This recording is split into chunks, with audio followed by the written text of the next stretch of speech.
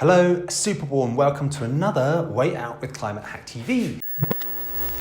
Way Out offers you, me and all those little guys at home freaking out over the climate emergency, real tangible things that we can do to have a big impact on climate change. We've got films on internet, we've got films on banking, we've got films on mobile phones, washing powder. There's all sorts of stuff that you can do to have a big impact on with minimal effort. So if you want to change climate change your food source.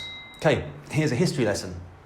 In the early 90s, when communism tanked, it took with it Cuba, who up until then was completely reliant on Russia for fossil fuels to fertilize and as pesticides on all their crops, all the food they ate. So no fossil fuels, no food. They were suddenly starving. So they had to change quick. And what they did was they became urban farmers. They reappropriated land in the cities and they started to grow to the point which Havana, with over 2 million people, was growing 50% of its food needs. That's all within 15 kilometers of the city centre. And smaller towns and villages outside of Havana were growing up to 100% of all their food needs.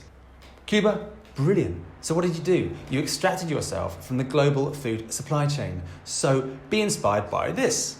So what Cuba realised was that contrary to what the ad men want you to think, you don't need a new mobile phone or a shinier car or a new pair of sneakers or a new winter coat. They're just arguably nice to haves, which are carrots dangled in front of our noses to keep our global consumer machine moving along. What you need, my friends, is breakfast, lunch and dinner and clean water.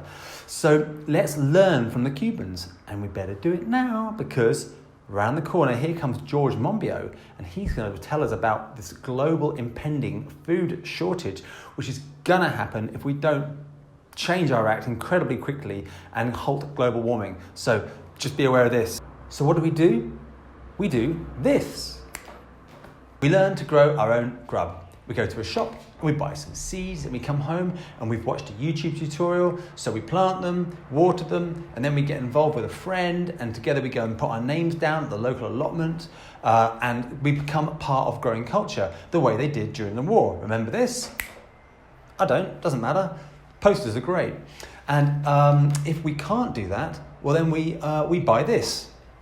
We sign up with these guys because these guys have been growing and for a long time, and they grow local and they deliver local, which means you're not signing up to the current status quo of the global food chain where a potato is grown in Kent, flown to Kenya where it's scrubbed and washed, and then flown up to the Netherlands where it might be packed in a nice plastic bag, flown over back to Kent where you scoff it. That can't happen anymore, so you're not part of that global supply chain.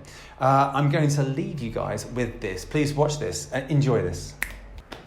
And please laugh with them and not at them, because it just represents our global skewed approach to food, how crazy things have got. But we can change and we are changing. So thanks for watching another Way Out with Climate Hack TV. If you have any ideas, send them in and we'll turn them into films and we'll spit them back out. And then together, collectively, we can become this amazing race of human beings worthy of calling this wonderful planet that we live on home, at least for a few more generations. Thanks for watching.